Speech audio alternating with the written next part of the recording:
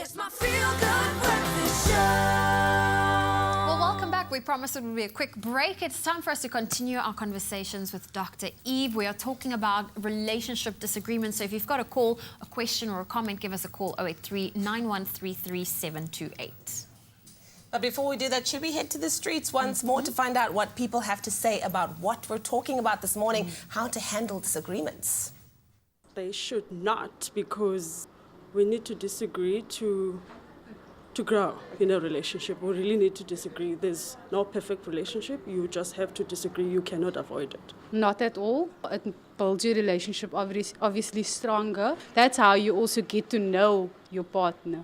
I think there's a time and a place, and you have to pick your battles. So it's never a good idea to go into any sort of argument, disagreement in the wrong frame of mind.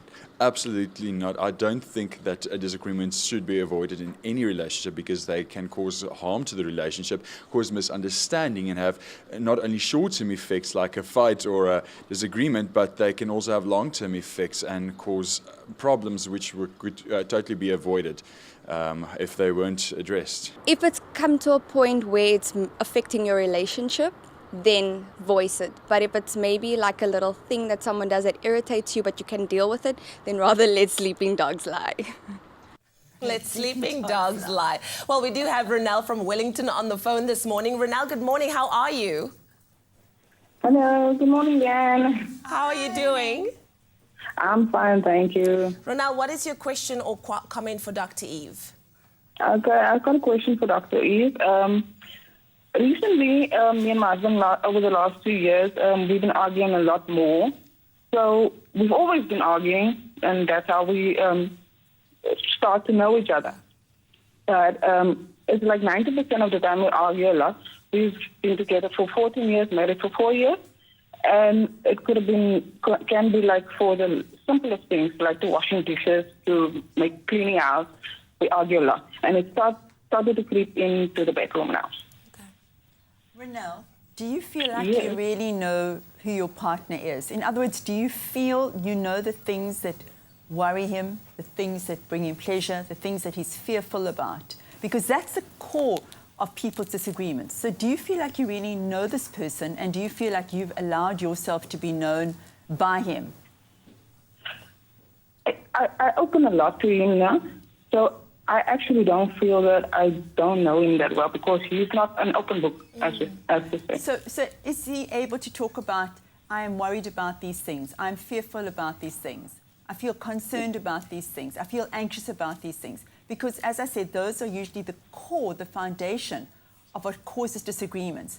If, for example, he is worried about money being spent, and he's not verbalizing that. Yeah. And then there is money that's spent, and you don't know that that's like a basic worry he has.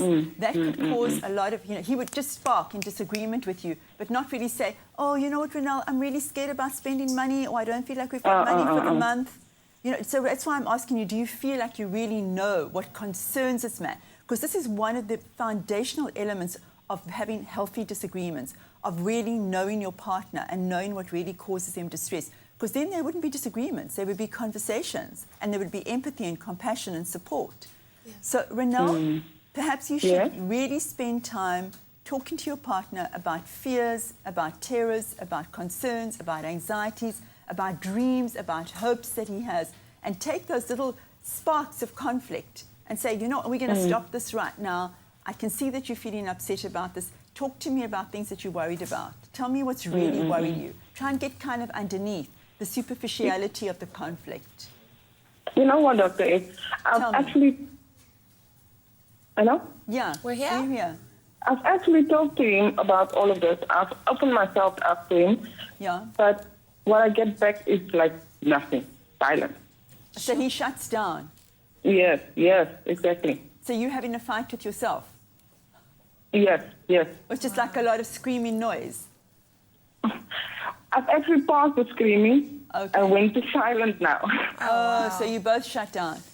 Yeah. So you want to go into soft startup and say, you know what, sweetie, I can see that this is not working for you. I can see something's upsetting you. Let's talk about that. Yeah.